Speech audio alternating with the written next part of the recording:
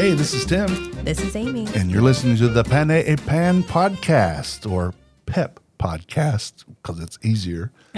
And today's episode is all about France, or most about France. This is Tim's Super Bowl. Yeah, this is my Super Bowl, right, exactly. All about Paris, mostly, because there are some French things I can talk about outside of Paris, but most of it is Paris. And speaking of Paris, we have our themed cocktail, which is a Kir Royale sparkling wine / champagne with creme de cassis. Cassis? Right. It's a blackcurrant liqueur, and you can also substitute it with Chambord, which is the raspberry stuff. It's a liqueur. Yeah. And it's cordial. It's very sweet and lovely. So, yes, this is, you did great with this. thank you. Very, very good. Got to be careful not to drink it so fast. I know.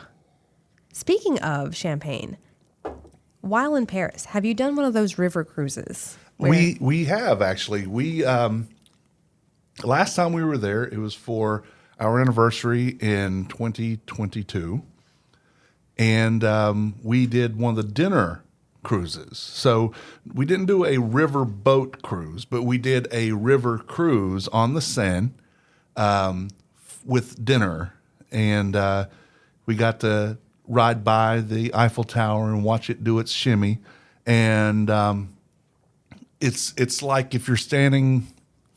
Some people might not know what this means, but for us, if we're standing looking at the Wells Fargo Tower, if you're standing here and looking up, it's still a different than if you're looking at it from the road. Oh, yeah. So, because it's right behind us here. But to see the Eiffel Tower from that perspective without being on it, and here's the thing, we have been to Paris 3 different times and never once have we been on the Eiffel Tower. Oh. I've never been in the Louvre either. I don't blame you. Yeah. I don't think it's a museum, which is cool if you're into that. Yeah, and I love museums, but I love Paris more than I love museums. And I have touched the Louvre. I've walked by it and scraped my fingers across the brick wall on the outside. But so yes, the riverboat cruise for our anniversary, it was our actual anniversary night, which, for everybody's information, that is September the 2nd. Oh. Happy really early. Well, thank you. And for here in the States, it's always the weekend of Labor Day. But so if we're trying to do something local, it's hard to get hotels unless we order really early. Yeah. But over there, they don't know what Labor Day is. They take all of August off for stuff. So, I mean, literally, the whole town basically shuts down in August. I think Italy does. It's Ferragosto or something. Yeah. But, so we got on this, and there was 3 ships, because one company, and there were 3, I say ships. The Nina, the Pinta, the Santa. yeah, something like that. But they were large riverboats, right? And it was all dinner with a lounge singer walking around and stuff. But, and I've heard horror stories of, those things are just money ripoffs, blah, Right. blah, blah, blah. Stephanie and I thought the food was amazing. The experience was amazing. The only part that we didn't like had nothing to do with the experience. What was it? It was... The other people. No. No, it was getting there because Stephanie didn't want to get an Uber or take the metro. She thought it was a short hike. It was not a short hike. It was a 30-minute walk. Was she in heels? She was in less than comfortable shoes, and I had on less than comfortable shoes, brand new. Right. So, no one should ever wear brand new shoes when they go on vacation. Just not your New Balances. Not as comfortable as that. Yeah. And even those, you still probably wouldn't want to wear them the first time. Wear them a week before you leave. Yeah, I get that. The blisters and whatnot. Yeah. It's just tight, and you're getting acclimated, and it's just no fun. But anyway, we walked right beside the Eiffel Tower. We walked by the Arc de Triomphe. We walked right by a whole bunch of stuff to get to where we were going, when we could have taken an Uber and been there, because she didn't know how long it would take us to get there. She didn't know how long the Uber would take, and we didn't want to be late. I get that. We've had that discussion on this podcast before about not being late, right? Yes, recently. Yes, but I'm like, I think we could, Ubering in Paris is different than Ubering in New York City. We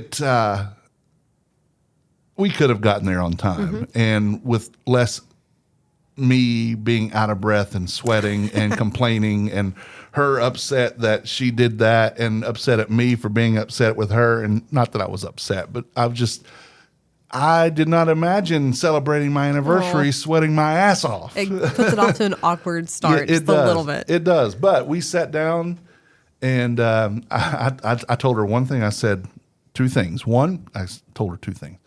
One, I'm sorry if I'm an ass. Aw. Two, please, next time I say, hey, let's take an Uber, let's take an Uber. It's just Let's compromise. Yeah, it's a whole lot easier. We could have bypassed all, because she wasn't having a good time with it either. But we got on there, we were seated, we had a great view of the river out the windows. It was September in Paris, so it was Perfect. It was perfect weather. The sun was still out. This was at night, of course, but the sun was still out then. It was amazing. And people say it's overrated and they overcharge for food. I believe we got every penny and then some for what we paid. Do you remember what the entree was? Yes. Oh, wow. I have pictures, but I will have to look. Because I was going to ask you, had you not said that, I was going to be like, do you think the food is as good as just a normal dinner in Paris? Well, no, only because apples and oranges. I mean, you go to a restaurant, you go to a cafe, you go to all these things. It's a different experience. This was maybe in some ways better because of the experience that we had with it. But if we were just taking food on merit of food, then that would be different. Okay. I don't have my list here in front of me of the food, but I know there was foie gras included, and I love foie gras. That's duck liver? It is goose liver or duck liver. Yeah. Okay. There was steak tartare, which I am a huge fan of. I forget, or there was a couple other things. I would have to, my other computer has all that information on it. I removed it from my phone, and I don't have it to where I can look at it on other computers, but it's on the other one in my office. First world problems. Yeah, hashtag first world problems. Multiple computers. Yeah. I'm kidding. Yeah, in this studio, I have 4 computers and 2 tablets. America calls America. But yeah, so we had very good stuff. Some vegetables involved because she loves vegetables. I don't care about vegetables. I love the flesh of my fellow vertebrates. Wait, ratatouille. That's a vegetable thing, right? It is, Okay. and I have made that at home. Okay. And it was very pretty. Yeah, the other night Tim sent me him making fresh pasta and focaccia bread. Yes, yes, it was. And that pasta came out awesome. That machine was really neat. I didn't know that existed. Oh yeah, yeah. Because with that, I can make spaghetti. I can make macaroni like I was making there. I can make fusilli. I can make cavatappi. I can make several things. So yeah, it's a pasta extruder for my KitchenAid stand mixer. That's awesome. I'm a Barilla fan. Yeah, yeah. I had failed the other time I tried to make homemade pasta, but that was not a fail. That was perfect. And you know, when you buy pasta in a box, it takes sometimes 15 minutes. Yeah, 3 minutes. that's awesome. And because it's already just dough at that point, and it came out super tender. It looked like it. Yeah. So, yeah, like I said, we're not sightseers per se, but we have plenty of sights to see. The Sacré-Cœur is at the top of Montmartre, and that's a 16th century church. Sacred Heart is what Sacré-Cœur means. And you can stand up on the platform and see the entire city of Paris, the good and bad parts. The good and bad. Yeah. Oddly enough, you have to really look for the Eiffel Tower, which you think would just stand out everywhere, but you have to really look for it. And it's off to the side. So you do find it, but you have to look. So what, have you been to the bad parts or have you just seen them from afar? Okay, so I don't know what technically counts as bad parts. You can just tell that there are older parts. Okay. And some of the older parts aren't as nice as the other older parts.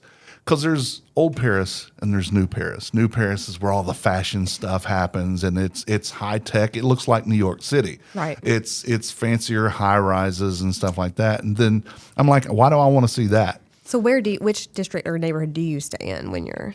So there are 20 arrondissements in Paris. That's in a big circle.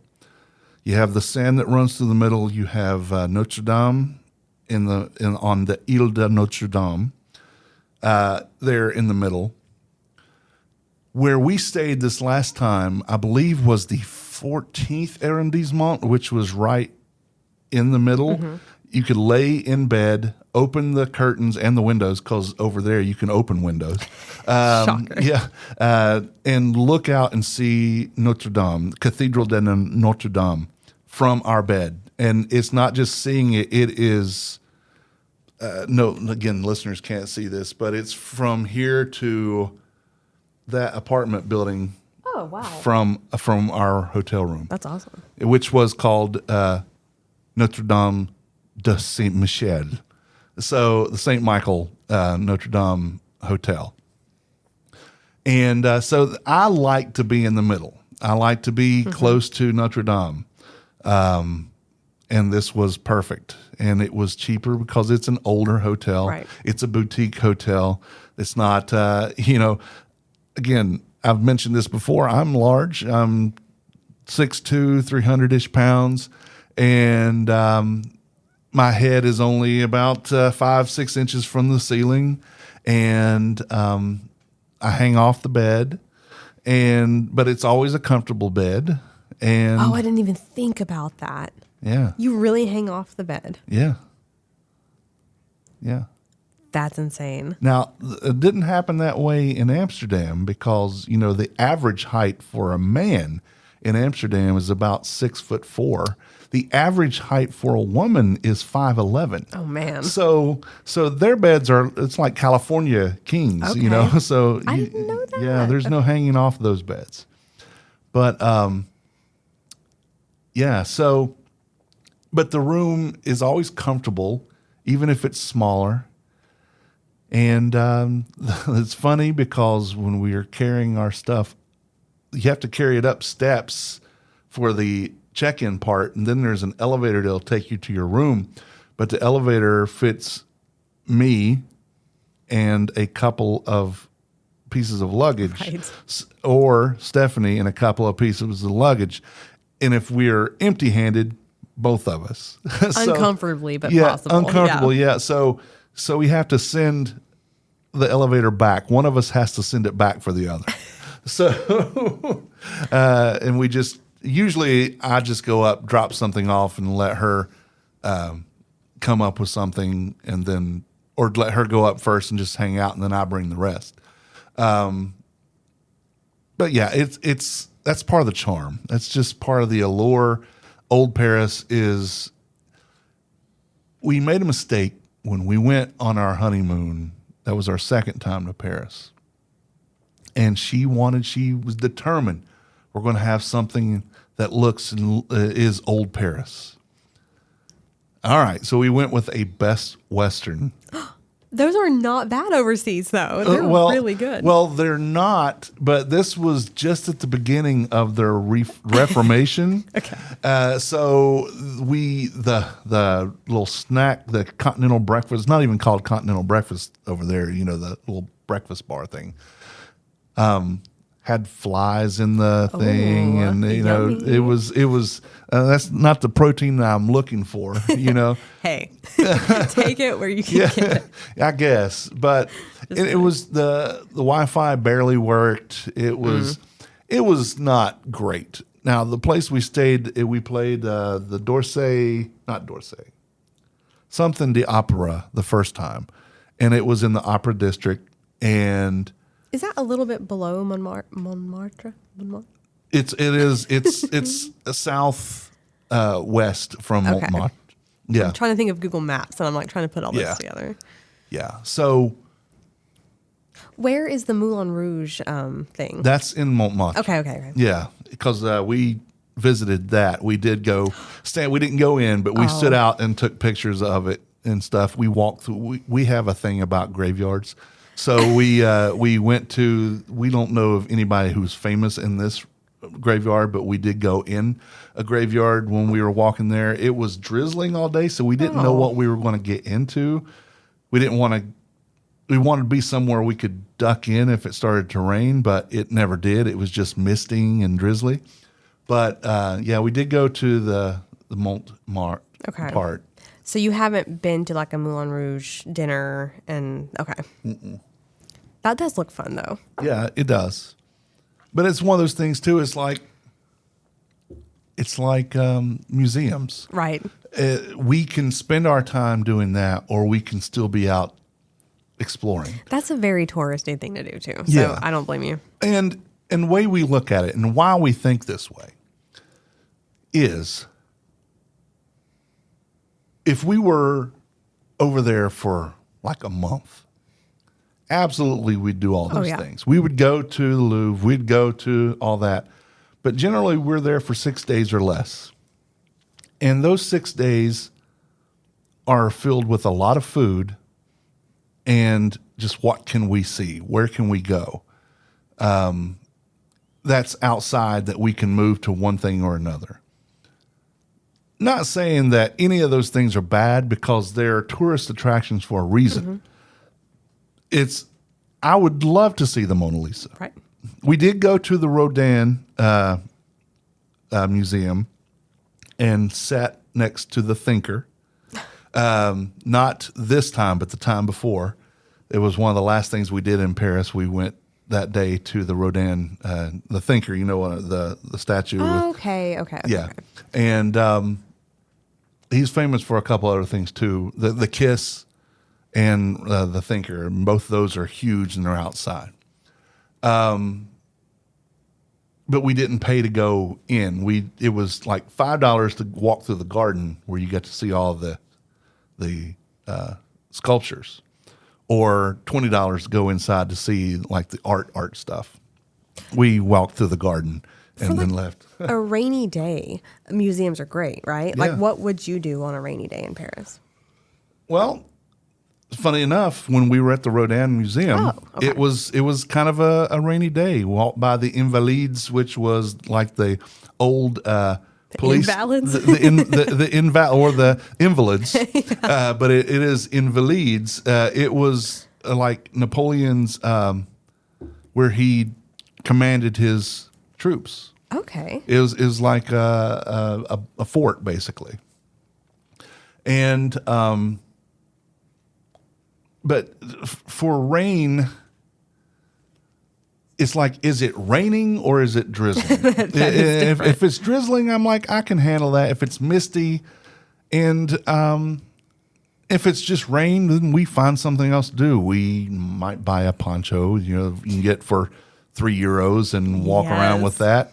But I sweat so bad in those because it's like wearing a trash bag, and we don't have an umbrella. You can sometimes borrow them from the hotel. But if you're carrying it all day, it's just I don't like carrying anything. Me I neither. am a different person on traveling than I am at home. you will not find me wearing a man purse here, but I do have a carry along. It goes across my chest because pickpocketing is huge in Paris. That's what they say. And these are locked, so you have to, and it's you can't use box cutters and stuff on it either. It won't cut through. So slash proof is what they call it. So Lock tote. I think they were on Shark Tank. I kind of pricey. I invested in it for Italy, and it's like these duffels, locking duffels, and they have wire running through the straps and everything. And it's not Kevlar. Kevlar. Yeah. So it's impossible. That's what to they make bulletproof vests out of. Yeah. It's worth it. Worth peace of mind. So you can put it on your back and not really worry about people yeah, it's amazing. Yeah, and mine comes across the front. Okay. It's actually very comfortable. And I have man friends who wear those here that I know people look at them funny. But, we carry the same shit in our pockets, right? So I like to have all my stuff with me. I carried my phone and camera equipment and microphones and things and did not want that stolen. Nope. So I knew where it was. It wasn't on my back, it was on my front, and I would see somebody messing with that. Yeah. And they would have to undo all the lock stuff. I mean, it wasn't like combination lock down, but it was, you had to go through a process to get it open. So, and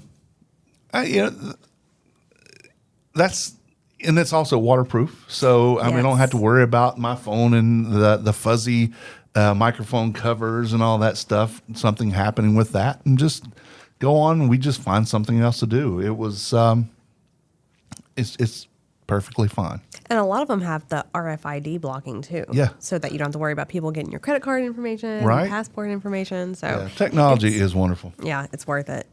Now, have you been to the Palace of Versailles?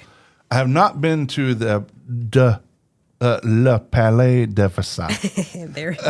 But I haven't been only because that would require leaving Paris. And we did twice. 3 times we've left Paris. We want to go to the Palace of Versailles. We just have not gone.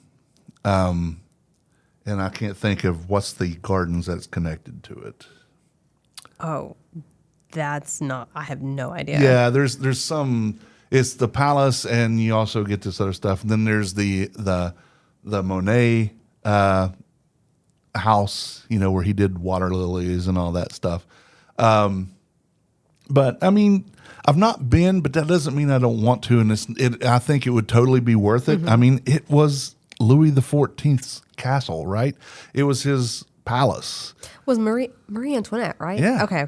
Got it. Yeah, let them eat cake. That was supposedly said there. It wasn't really. Love her. She didn't say that, but that's what was supposed to have happened. But they were beheaded in the Place de la Concorde in Paris, and you can go there.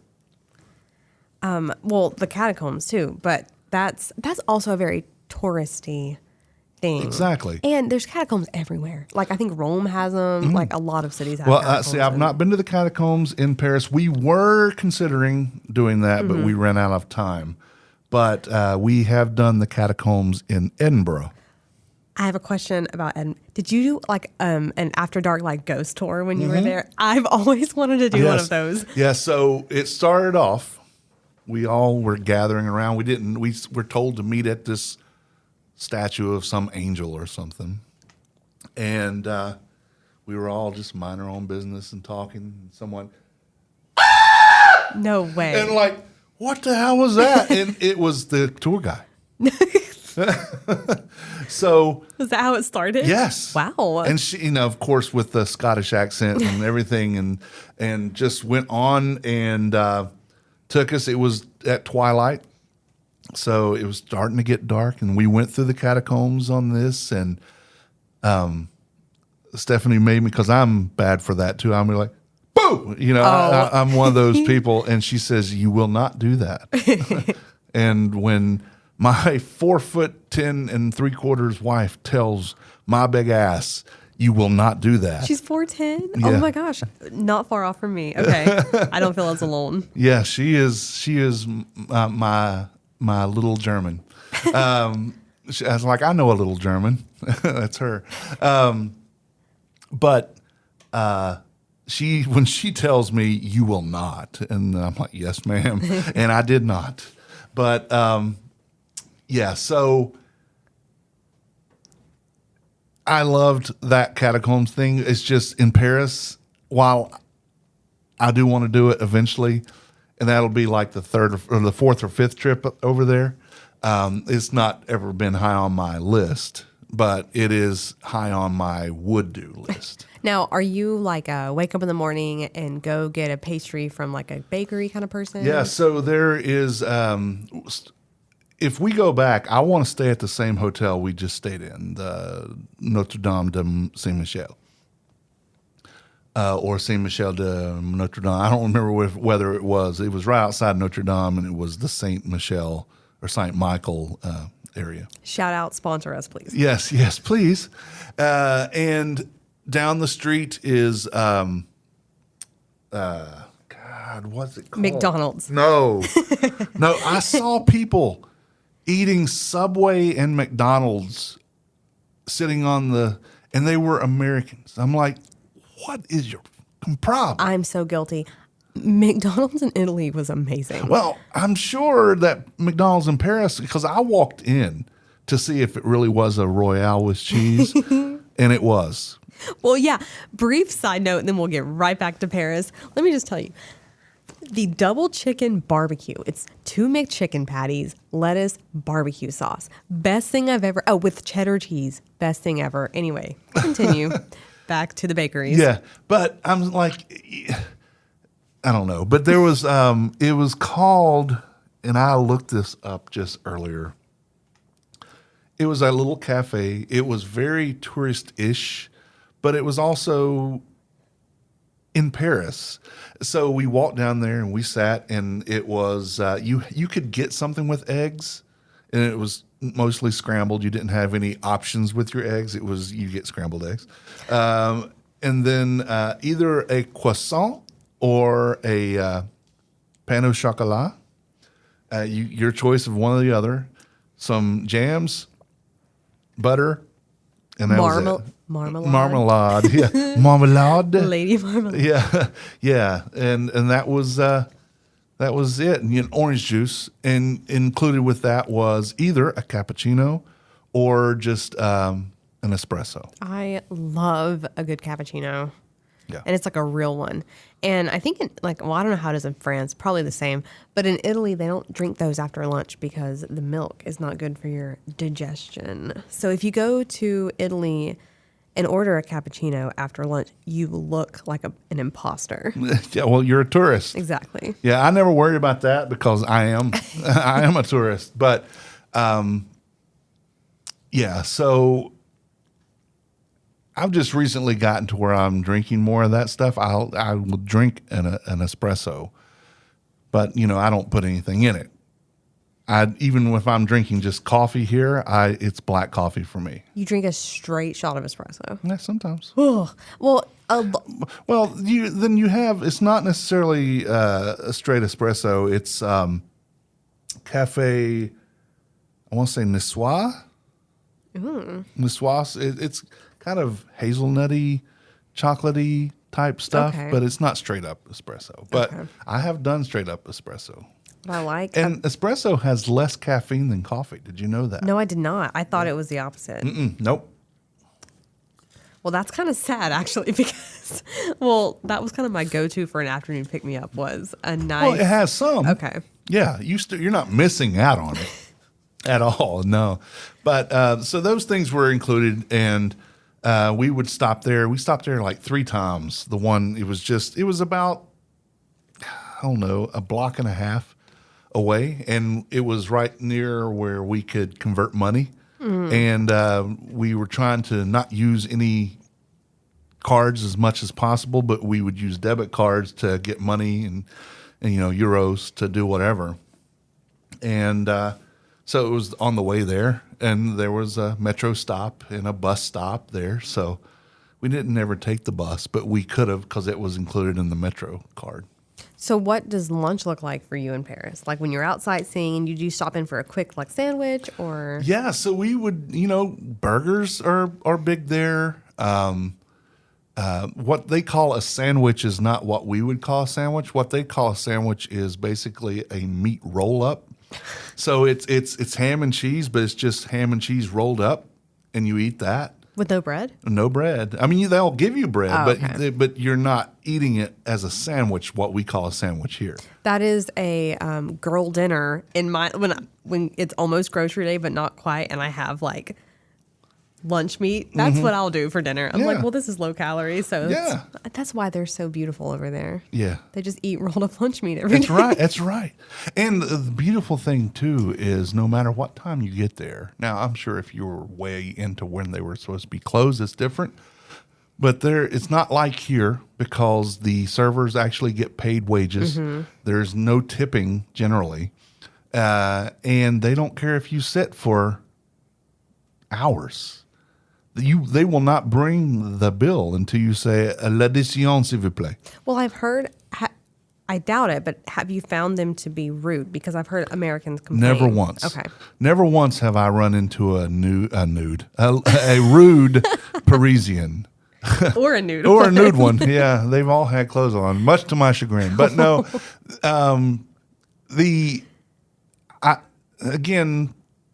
I can be a little scary looking if you don't know me. Once you know me, then you realize that I'm just a teddy bear, right? But you go in and you attempt to speak their language. Bonjour, ça va, which the answer is ça va bien. You just attempt, and they'll realize really fast that you are going to end up screwing up their language. So they just tell you, how can I help you? and you go on, but they are a proud country.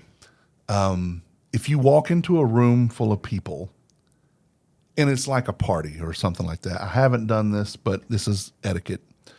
When you go in, say there's 7 people there, then you get there. Bonjour, bonjour, bonjour, bonjour, bonjour. All 7 people get a bonjour. When you leave, bonsoir or au revoir to each person. Oh, wow. Each person is addressed because you don't leave anybody out. And that's proper etiquette for that.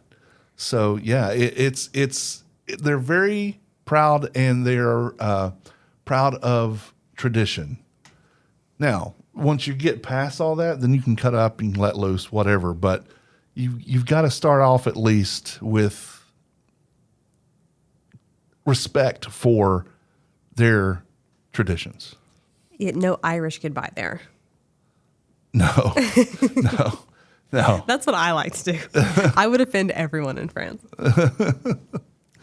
Yeah. So, no, I've never seen rude French at all. Everybody has always been nothing but nice to me, which is, again, maybe I intimidate them, but they shouldn't be intimidated by me. I look at it like I'm going to somebody's house. And if I'm going to your house, I'm not going to go in and start demanding you do things the way I'm used to. Even if I go to a party, I'm like, what do I need to bring? Not what are you doing, so I can enjoy it. It's the same thing for Paris. Is when you walk in there, it is, how am I supposed to act here?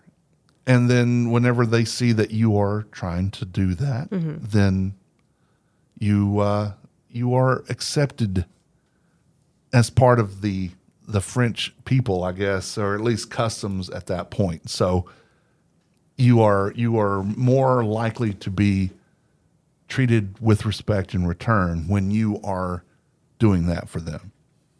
Fair enough.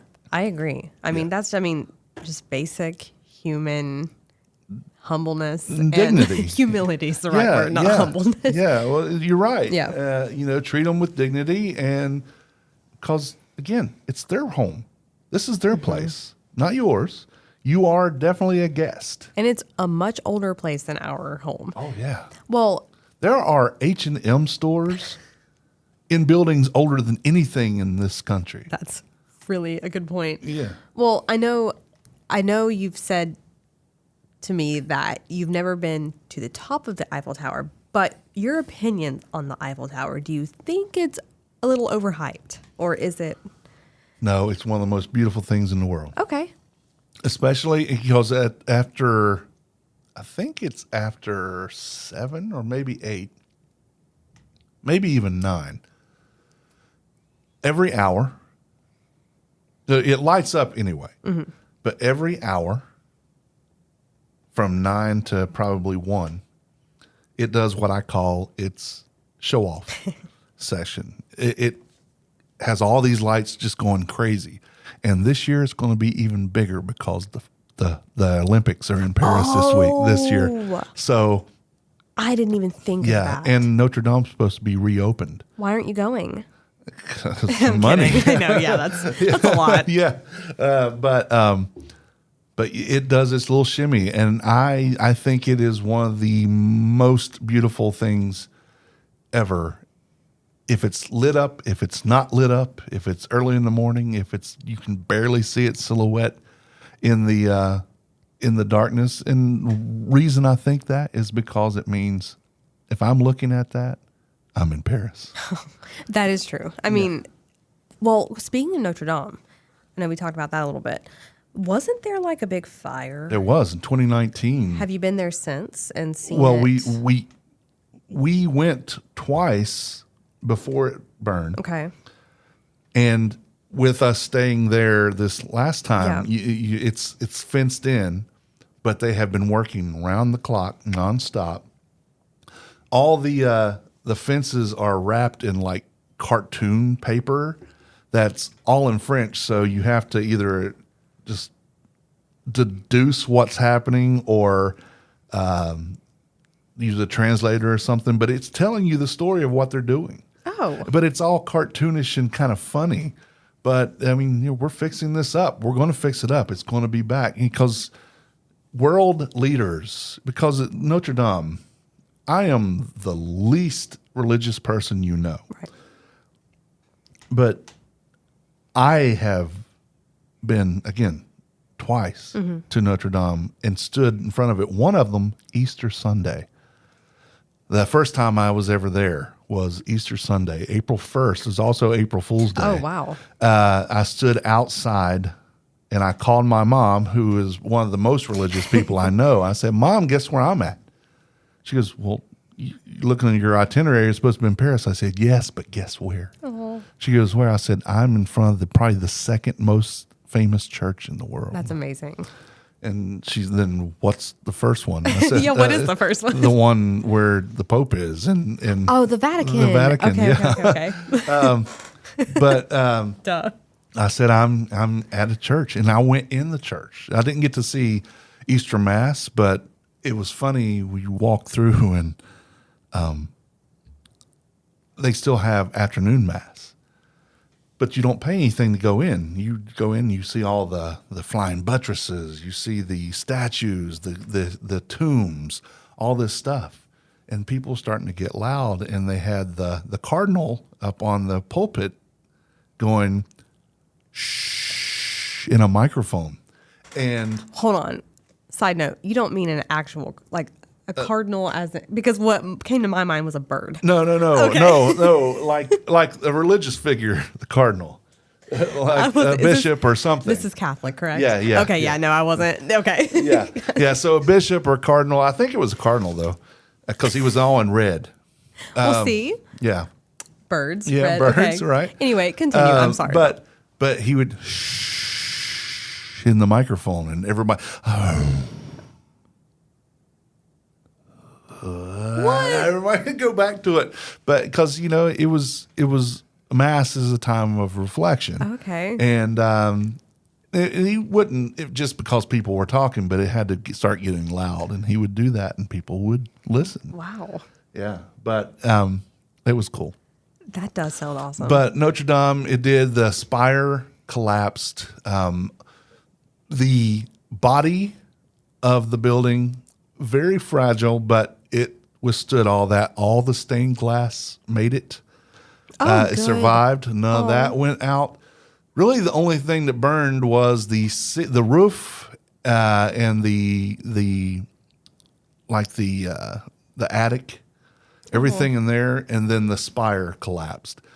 But they're working on putting that back up, and they have worked again round the clock to do it. I've watched several documentaries on the rebuilding of Notre Dame. So That was an exceptionally. I remember one of my coworkers was very upset that day because she had studied abroad in France and she was older, and so it was such a sad thing for her because that was one of her favorite things as a young adult. So I felt so bad for her when that was happening. That's one of the main reasons I remember that even going on. So yeah, it was. I believe it was a Wednesday. I think it was because I was at the last location I was at doing podcasting. My mother called me and told me, and I sat there and I cried. Oh. I'm not afraid to say that I cried. I mean, again, I'm not religious at all, but it's a spiritual movement that happens when you're standing there. And there's also the what they call Pont Zero, and it's a little spot which happens to be the actual center of Paris. And tradition says if you stand with one foot on that and then walk around in a circle, you will come back. Oh. And I've done that twice. So, and you have been And I back. have been It back. works, people. Yes, yes. So, yeah, Notre Dame is an amazing thing, and the fire was tragic, but it could have been a whole lot worse. It will be back and as good as ever. It'll be more fire resistant next time. I bet. Yeah. On a happier note, a night out in Paris after dinner. Yeah, so we're not big nightlife people, but The man who ate the town is not a big nightlife person. well, nightlife after dinner is usually, Lord God, I got to get back home and go back to the hotel because I've been walking, my back hurts. Fair. You know, but even here, I'm not much of a going to clubs and stuff. If I'm playing in the club, then I will go to the club. I'm not much Playing. of A DJ? no, I'm a musician. Like, what do you mean playing in the Not club? in the club, but in a music venue. Well, you did want to be a DJ. I did. Yeah. Yeah, a radio DJ, yes. That's why I own a radio station. See. But if I'm playing, that's different. If it's something, if I'm out with friends, like at their house, we'll stay out late. But here's a maybe not as known thing about Tim is I don't like being around a lot of people. I would have, honestly, that's surprising to me. I love being in front of people. I love being part of something big, but I don't want to just be a person in the crowd. I've never liked that. I don't go to movie theaters because I don't want to be in the dark with a bunch of people I don't know. No, I get that. I'm not the biggest movie theater person either. Yeah. But so nightlife to me is wandering our way back to our hotel, which in itself is what we enjoy, right? So we've eaten and we either get on the metro or take an Uber or whatever. But even with that, you get to look out the window Yeah. and observe things that are going on in Paris. And again, I mean, it's corny. I know it is, but Stephanie and I, if we watch something that's about Paris, both of us, No, it's not corny. well, some people might think Right. it is, but thank you for thinking that. I am with you on that because I'm the same way with Italy. Like, yeah. Yeah, but it's, I don't know. It's, being in Paris to me is the entertainment. So that's what I'd rather do. When I've been to Italy, one of my favorite things is just sitting at like a cocktail bar that I find, it's just a different experience than it is here because it's just not a party scene. Right. It's really not. And it's just more of an evening, like chill out type of thing. And I like to find the like super artistic-y cocktails, like craft cocktail things where they hand you like a drink in a hand. Yeah, yeah. And stuff like that. It's just fun. And the bartenders speak enough English. They have enough tourists stop in. They have to. And so if you're traveling alone like me, it's fun to just do that at the end of the night and make conversation with people. And I have so many people on Instagram that I followed from meeting in places like that. And it's just fun. I don't know. But it's just not the same as here, though. It's not a wild atmosphere. No. It doesn't get rowdy. And there are places, I mean, you can walk by and see people acting up and stuff, but it's still tamer than here. There is a little place outside. I don't even remember the name of it. I won't have to know the name of it because it's right outside the hotel. And right outside our window, we can open the window, like I said, and look out, and there they are. But back in 2022, I had full beard. I'm talking big beard, Santa Claus beard. Even, in fact, one Uber that we got, and I wrote in the notes, just look for Santa Claus. That's awesome. But I was talking to the people who work at this restaurant bar. It's a tourist thing. Most of the people there are not French, but there are French people working there. And they were talking about my beard. And I said, I call it the beast.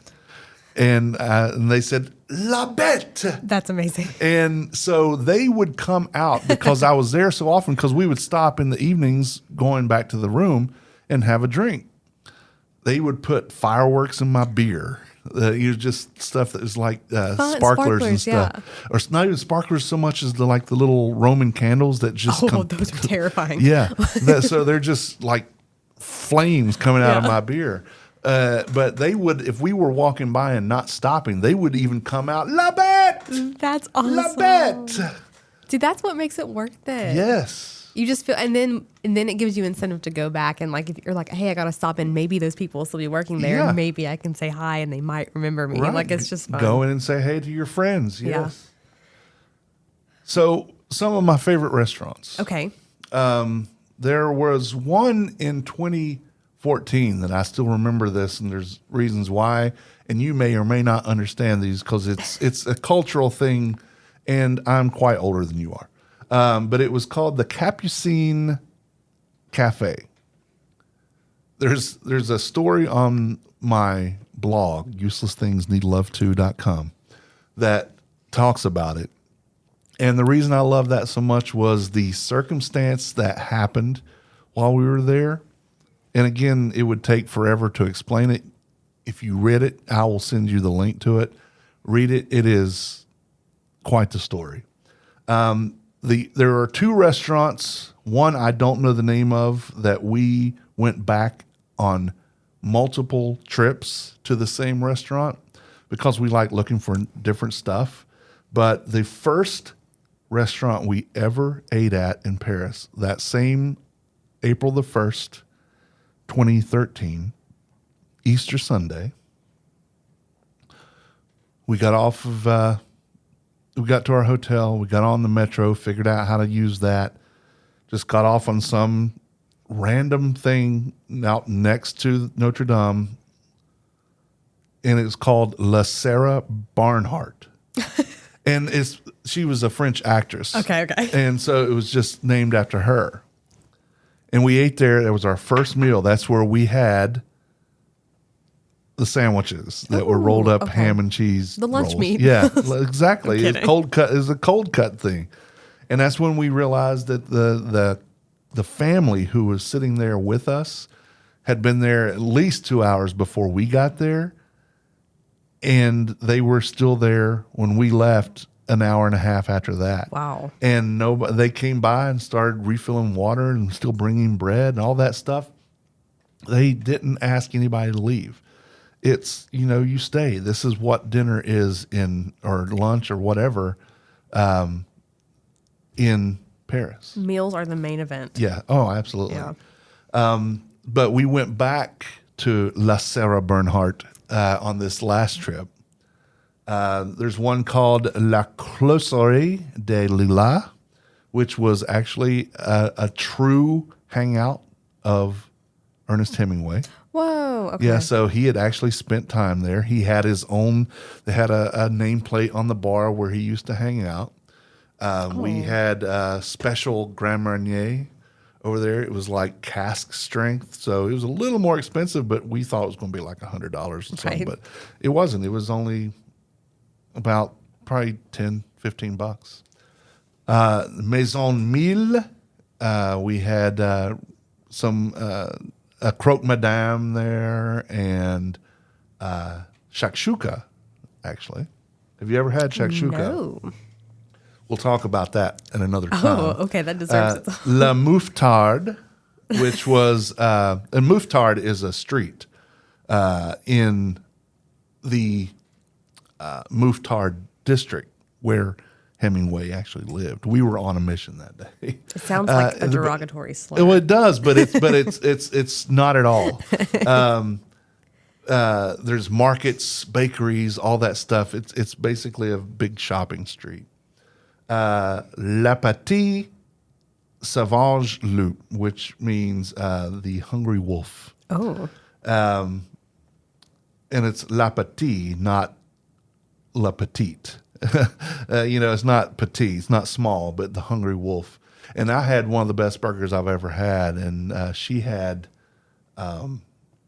it was a sirloin with thyme, charred thyme on top of it. It was actually still like a flame when it came out to her. So not the steak, but the thyme was on top, was that way. I have to ask. Creme brulee. Oh, yeah. Oh, Okay. yeah.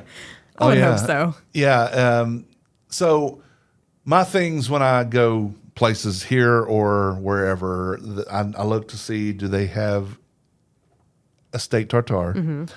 And what is their creme brulee? What is it like? Some places do it really well. Some places do it not as good. There's some local places around here that do it really well. Oh, yes. Yes. Yes. Can I say? Yeah. Jeffrey Adams chocolate creme brulee. Best ever. Anyway. Excellent. I Continue. like the creme brulee and the pot de creme at the Catherine, which is a French restaurant. So. Okay. We're going to have to do an episode from the Catherine. Yes, let's do it. Okay. And my final one that I'm going to talk about here, I'm sure others will come to mind, and I will talk about them other times. The last time we were there, it was a place that was recommended to us by a friend of mine who had been there and loved it.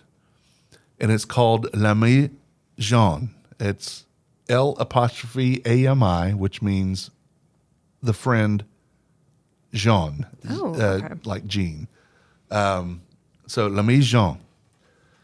And that's where I showed you the picture that day we had lunch of the sweetbreads. Mm-hmm. That is thymus gland of a cow. Misleading name. Yeah, very, and it always has been. But it was one of the greatest things I've ever put in my mouth. It looked and had the consistency of pork. Okay. It was, done in broth and stuff, the meat broth and whatever.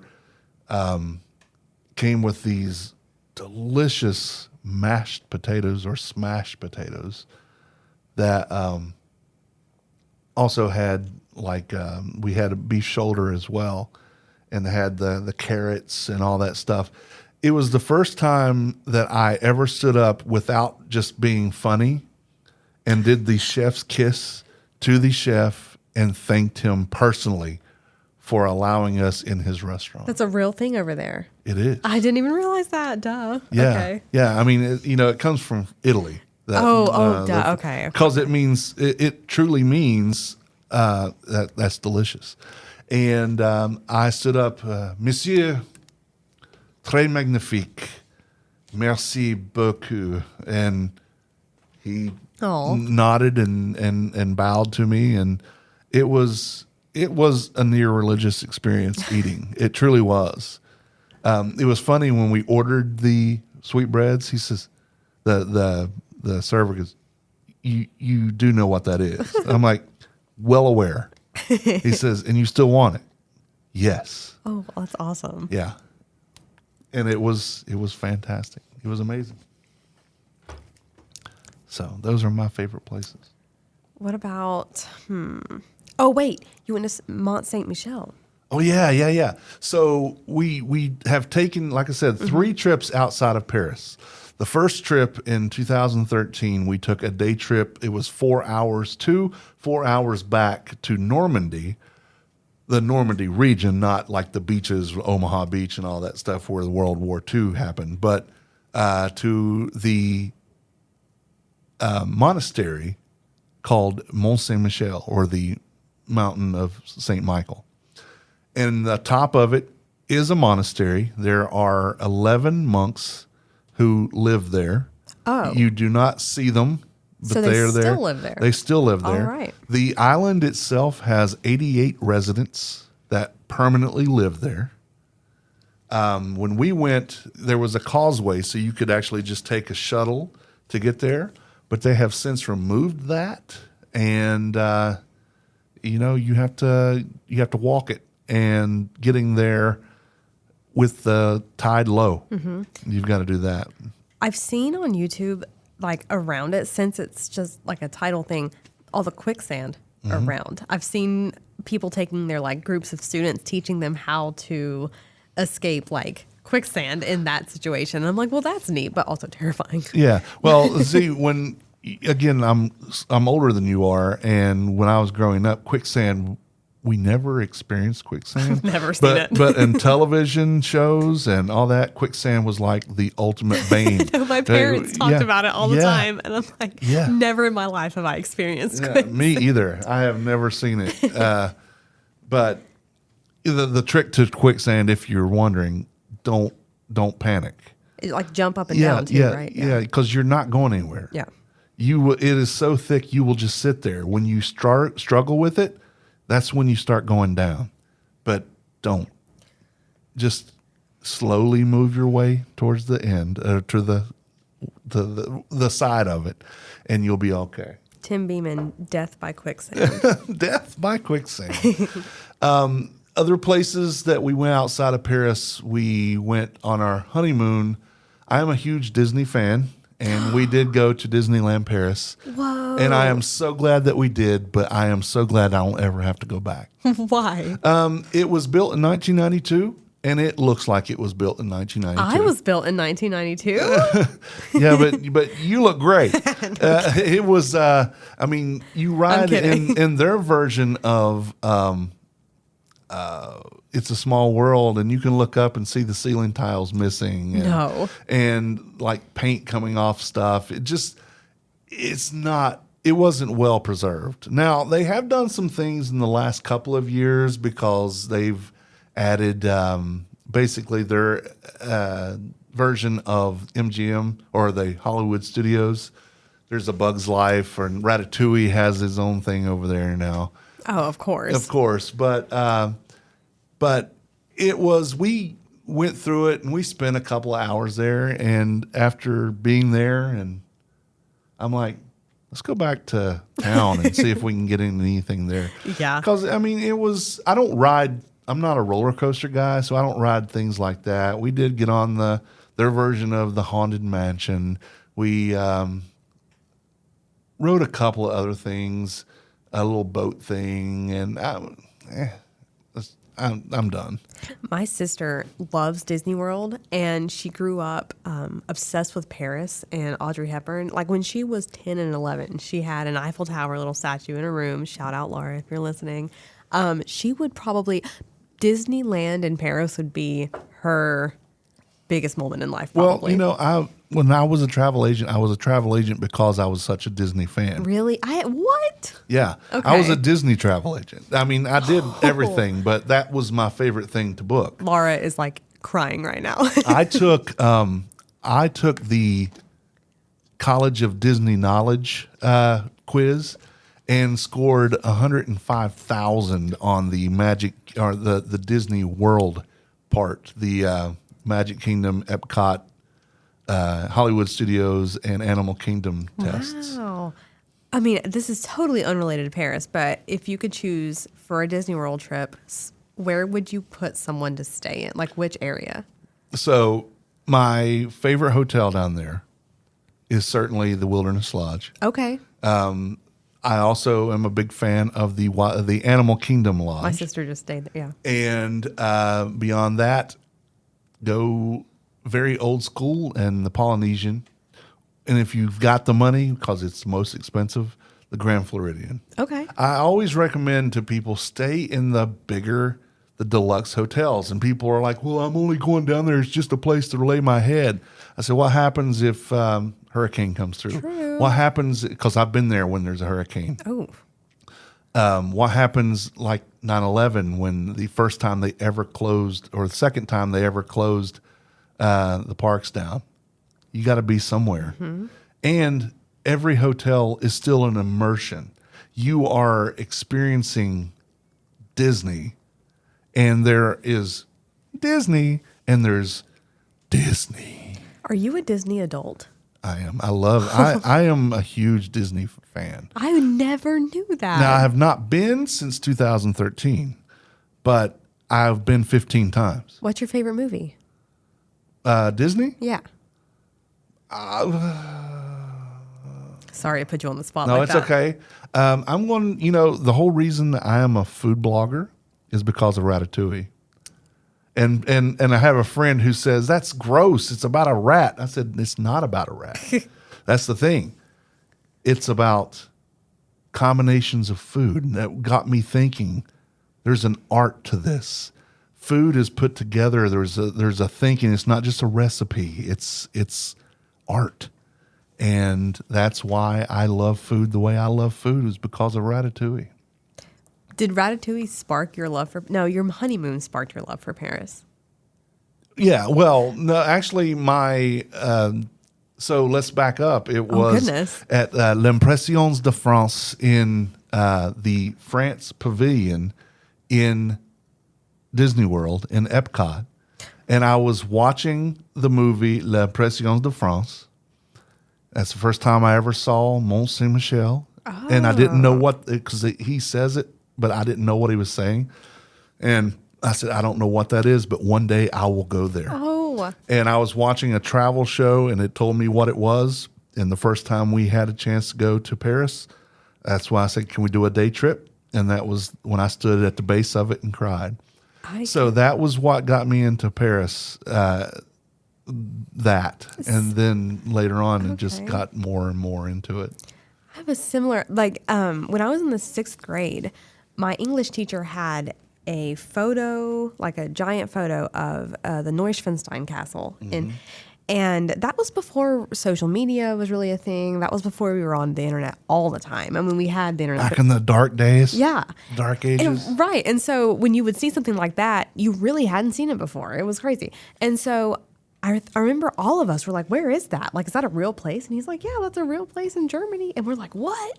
And so that stuck with me all the time. And so I had a job as a receptionist at a wastewater treatment plant, and there was really nothing for me. I mean, occasionally someone would come in, but other than that, it was just me and Google Maps all day. Mm-hmm. And that's how I started getting into travel and everything. And I remember that picture, and I'm like, I want to see that in person. And so I Googled pictures of castles in Germany because I couldn't remember. And I found it, and that was like the first solo trip to Europe I took, was to see that castle. So I totally get it. And that is the inspiration for Sleeping Beauty Castle in Disneyland. Yeah.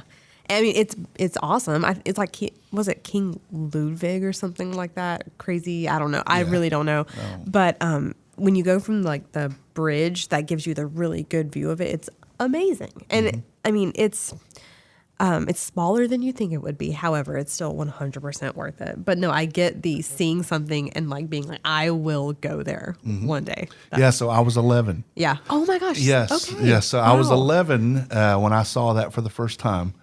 And I'm like, I will go. I will see that one day. That's awesome. And I did. And it was great. But so back to Paris real quick. I encourage everyone. Paris is not for everybody, but I do think that everyone will find something in Paris to enjoy and to cherish. And I would say if you have an opportunity to go, even if it's only for 2 days, 3 days, definitely take it. There are tours that can take you through there. Maybe that's worth it. Maybe it's not.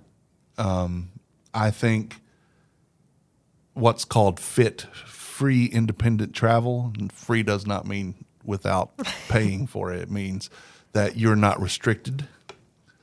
That a lot of people don't realize that they can get away with in traveling, whether it's in Italy or in Paris or England, London, all that stuff. You pick your own times and do your own thing. There are tours that you can take. There are excursions you can do. I'll tell you about the Jack the Ripper tour that we did in London at another time. Oh my goodness. Yeah, Okay. so I am all for excursions, but you don't have to. You don't have to spend all your time under somebody else's watch.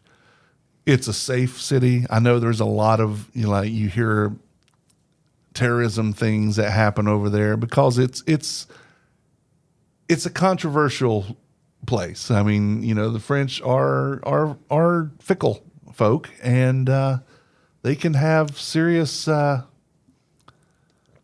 ways of saying stuff that just makes some people mad. But know that you're just as safe in Paris as you are anywhere else in the world, and Maybe even safer. maybe even safer because they understand this. It's like New York. New York's a very safe city because we've already been through that.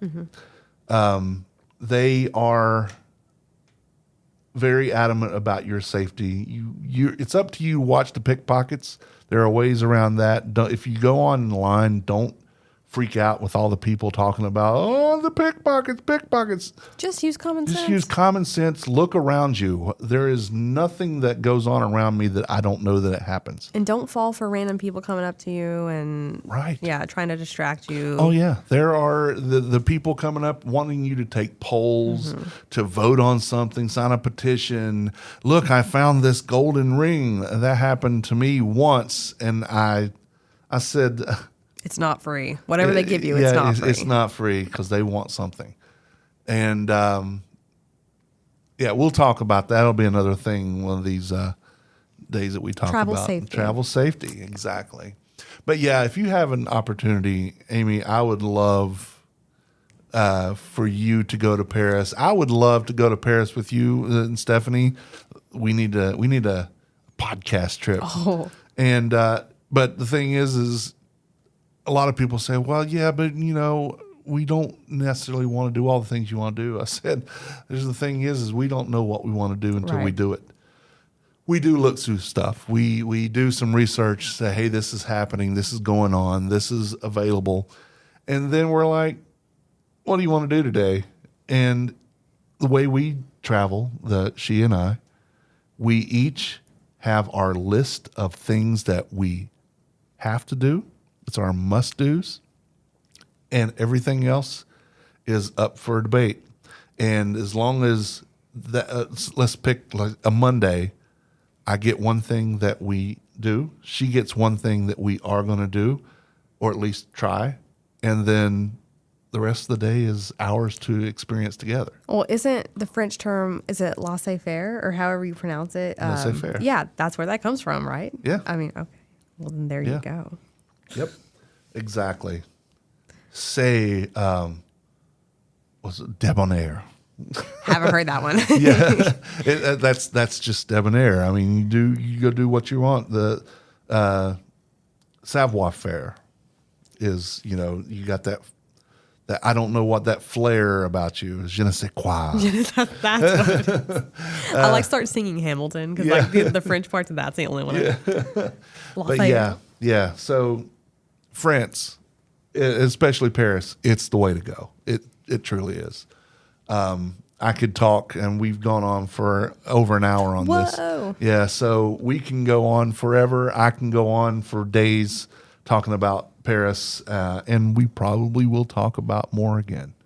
We'll talk more about specific foods and stuff later, but not before we talk about Italy. Ooh, stay tuned. Yeah, stay tuned. Also, my beret. That's right. You got to watch the video because Amy is wearing her red beret. $12 from Amazon. It's really authentic. Well, it's authentically you. Correct. A little itchy too. Yeah, they are. So, Pan A Pan is part of the Less Desirables Podcast Network, where you can listen to our podcast as well as the Less Desirables, Fan Interference, The Man Who Ate the Town, Beeswax Final Daily, Wheeler's Dog, The Asylum Podcast, I Remember Now, The Queen's Right Podcast, and Health Geeks Book Club. You can listen to our podcast on our website or any podcatcher of your choice, like Apple Podcasts or Spotify, basically anywhere you find podcasts. And of course, on the Less Desirables Network page, tldpodnetwork.com, find all you need to know about the network shows and anything about them right there, tldpodnetwork.com. If you have something to say to us, you can send an email to Tim or Amy at panapan.com or peppodcast.com. Either one works, or it will. Look us up on our social media channels, or if you really want to be cool, call and leave a message on our hotline, 336-422-6862. That is for the entire network. So just tell what podcast you're calling about. Say, I'm calling for the travel podcast or pep podcast. Or if you want to be cool, say pan a pan. It's okay. This was fun. Thank you for indulging me on some Paris. Of course, I enjoyed it. It was très magnifique. It was. Well, my name's Tim. I'm Amy. And until next time. Ciao.